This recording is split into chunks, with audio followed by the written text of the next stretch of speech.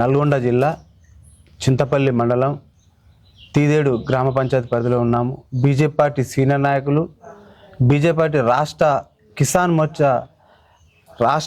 మోర్చా కార్యవర్గ సభ్యులు, మాజీ ఉప సర్పంచి, ప్రస్తుతం బీజేపీ పార్టీ నుంచి వార్డు మెంబర్గా కొనసాగుతున్నారు ధరణిపతి రమణరావు గారితో ఉన్నాము.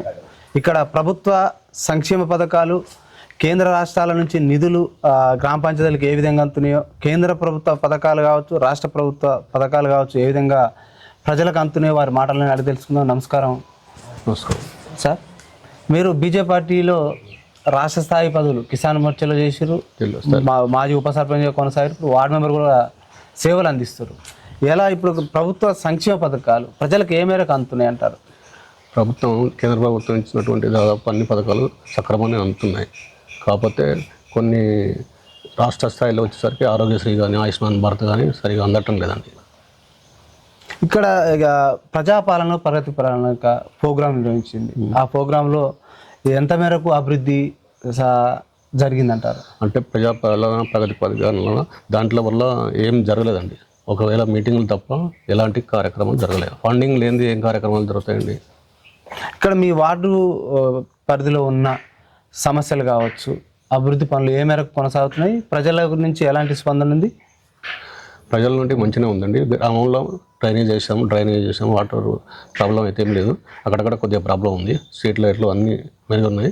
కాకపోతే 20 ఫైనాన్స్ సెంట్రల్ గవర్నమెంట్ ఫైనాన్స్తోనే గ్రామ పంచాయతీలు నడుస్తున్నాయి. అది పరిస్థితి.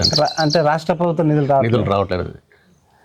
ఇప్పుడు ప్రభుత్వ సంక్షేమ పథకాలు 6 గ్యారెంటీలు ఆ పేదలకు నిరుపేదలకు ఎట్లా అందుతున్నాయి అంటారు? ఇప్పుడు 6 గ్యారెంటీలు అంటే ఒక బస్సు సౌకర్యం తప్ప వేరే ఏమీ ఉండట్లేదండి. 2025 పెన్షన్ లేదు. మామూలుగా రైతు బీమా కూడా సగం పూర్తిగా అందట్లేదు. రైతు బీమా సరిగా అందట్లేదు. ఇప్పుడు రైతులకు ఏదైతే వ్యవసాయానికి సంబంధించిన యూరియా కావచ్చు, కాకపోతే సబ్సిడీ పరికరాలు కావచ్చు, ఇట్లా రైతులకు ఏ విధంగా సేవలు అందుతున్నాయి? సబ్సిడీ పరికరాలు అనేది దాదాపు ఇప్పుడు ఈ కాలంలో లేవండి.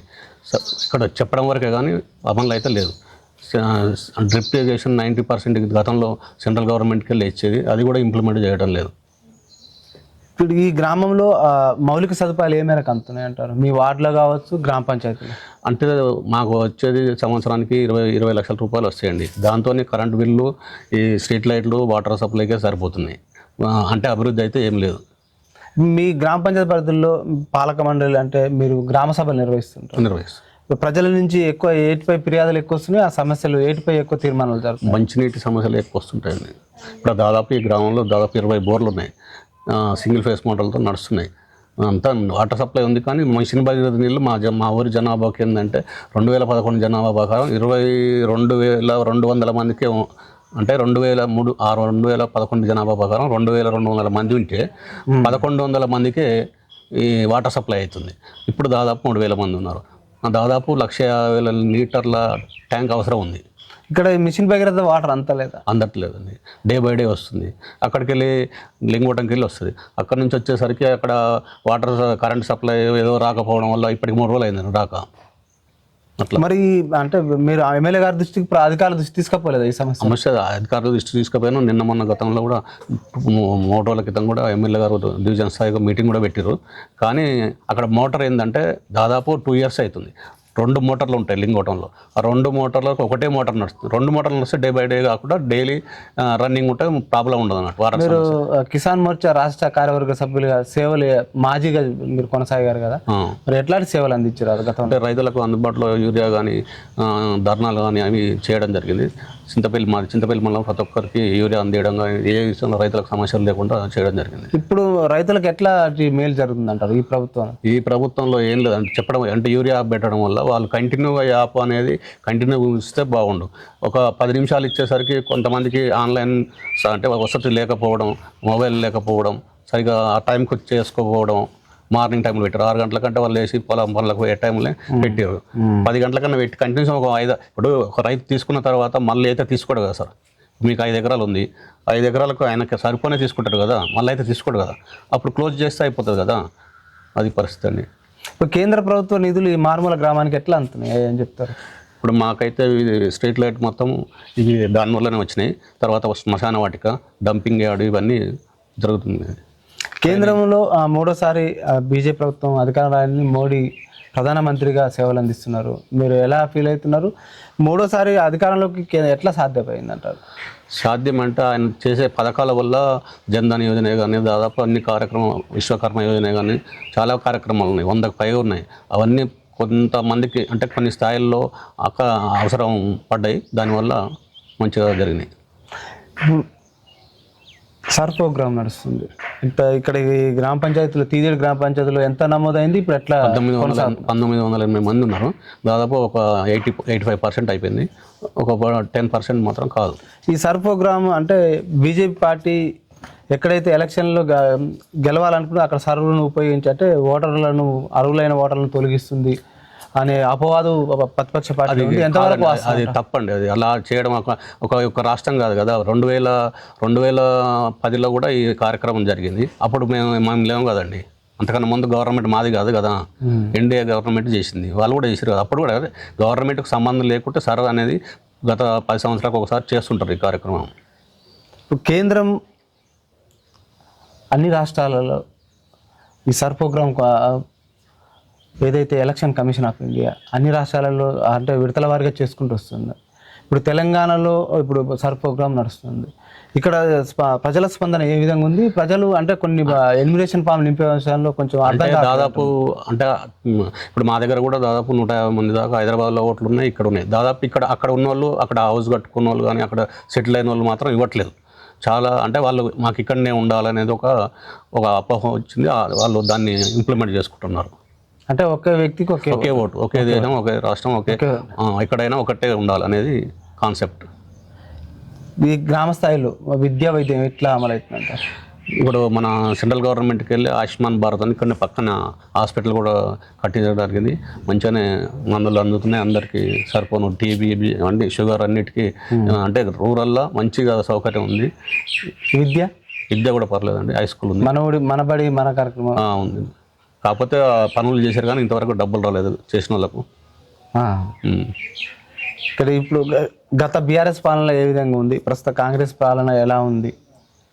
ఎట్లాంటి సంక్షేమం జరుగుతుందంట? అప్పుడు బీఆర్ఎస్ అప్పుడు ఉన్నప్పుడు కూడా సెంట్రల్ గవర్నమెంట్ 20 ఫైనాన్స్ కానీ ఏది ఫైనాన్స్ వచ్చినా కూడా అక్కడి నుంచి వచ్చిన డబ్బులను కరెంటుకే వాడుకోరు. ఇప్పుడు కూడా ఈ ప్రభుత్వం కూడా అదే కరెంటుకు బిల్లు కటింగ్ చేస్తుంది. ఇప్పుడు మా దగ్గర 18 లక్షలు బిల్లు ఉంది, మేము కట్టమని మేము అన్నాం. నిన్న మొన్న ఒక 10 లక్షలు వేరే పాత సర్పంచ్ గారు పనులు చేస్తే వాళ్ళు తీసుకున్నారు. అది పరిస్థితి అండి. ఇప్పుడు వచ్చిన పనులు ఏం జరుగుతాయి? వచ్చిన 20 లక్షలు కరెంటు బిల్కే 15 లక్షలు, దానికి స్ట్రీట్ లైట్ వచ్చి, మోటార్స్ వచ్చి 18-20 దాకా మోటార్లు ఉన్నాయి. దాని బిల్లు కడితే మంచినీటి సౌకర్యం ఏంది, చిన్న చిన్న రిపేర్లు ఏంది, ఏం జరుగుతుంది? ఇప్పుడు ఇక్కడ ఉన్న అంటే ఇక్కడ అధికార పక్షం కావచ్చు, కాంగ్రెస్ కావచ్చు, ప్రతిపక్షం ఉన్న అంటే మీరు కూడా ప్రతిపక్షంలో ఉన్నారు. బీఆర్ఎస్ పార్టీ అయినా కాంగ్రెస్ పార్టీ అయినా ప్రధానమైన ఆరోపణ చేస్తున్నారు. ఇక్కడ నుంచి 8 మంది ఎంపీలను గెలిపించి సెంట్రల్ పంపిస్తే నయా పైసా తీసుకురావట్లేదు, అభివృద్ధికి సహకరిస్తలేదు బీజేపీ పార్టీ. నయా పైసా తీసుకురాని నిన్న మన రైల్వే స్టేషన్లు కానీ, రైల్వే కొత్త లైన్లు కానీ, ఇవన్నీ నేషనల్ హైవేలు కానీ ఎక్కడి నుంచి అవుతున్నాయండి? తెలంగాణలో జరుగుతలేవా? మీకు తెలియదా? సహకరిస్తలేరు అంటారు. సహకరిస్తలేరు అంటే ముఖ్యమంత్రి ఒక టైము అవసరం ఉన్నప్పుడే ఒక తిరుగు మాట్లాడికి ఢిల్లీకి పోయి వాళ్ళు అందరు మంత్రాలు కలుస్తుండే. మరి ఇక్కడికి వచ్చే మా దగ్గర ఏం లేదని అట్లా చెప్పడం కరెక్ట్ కాదా? డబ్బులు వాళ్ళు ఇవ్వండి, ఎట్లా నడుస్తుందండి? ఈ మూసి ప్రక్షాళన కోసం నిధులు కావాలని కూడా కేంద్రానికి విన్నవించడం జరిగింది ముఖ్యమంత్రి గారు. వాళ్ళు కూడా బీజేపీ పార్టీ సహకరిస్తలేదంటారు. వాళ్ళు కూడా సానుకూలంగానే ఉన్నారండి, ప్రక్షాళన చేయాలని ఉన్నారు. కాకపోతే కొంతమంది లబ్ధిదారులను వాళ్ళకు సెటిలర్స్ వాళ్ళకు ఉపాధి కానీ ఏదైనా చూపించి చేయాలనేది మా కోరిక. బీజేపీ పార్టీ అన్ని రాష్ట్రాల్లో కావచ్చు, కేంద్రంలో అధికారంలో ఉంటుంది. మరి ఇక్కడ దక్షిణాదికి వస్తే మాత్రం ఇక్కడ తమిళనాడు కావచ్చు, అటు పోతే ఆంధ్రప్రదేశ్ కావచ్చు, ఇటు వస్తే తెలంగాణలో ఎందుకు బాగా వేయలేకపోతుంది?